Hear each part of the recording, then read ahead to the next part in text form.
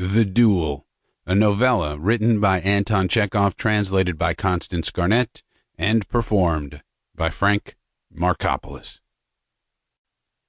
This story and its translation are both in the public domain.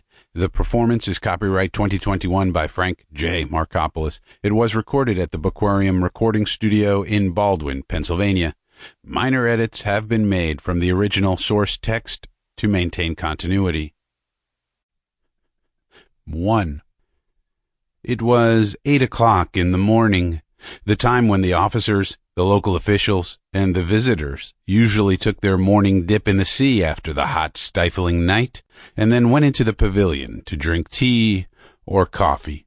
Ivan Andreevich Laevsky, a thin, fair young man of 28, wearing the cap of a clerk in the Ministry of Finance and with slippers on his feet, coming down to bathe, found a number of acquaintances on the beach, and among them his friend Samoylenko, the army doctor.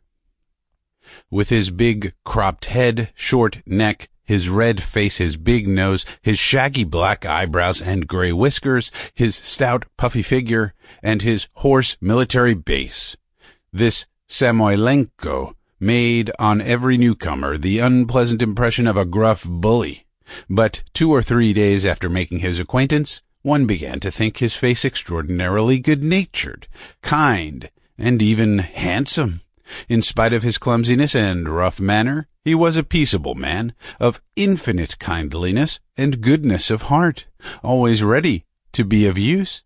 He was on familiar terms with everyone in the town, lent everyone money, doctored everyone, made matches, patched up quarrels, arranged picnics at which he cooked shashlik and an awfully good soup of gray mullets.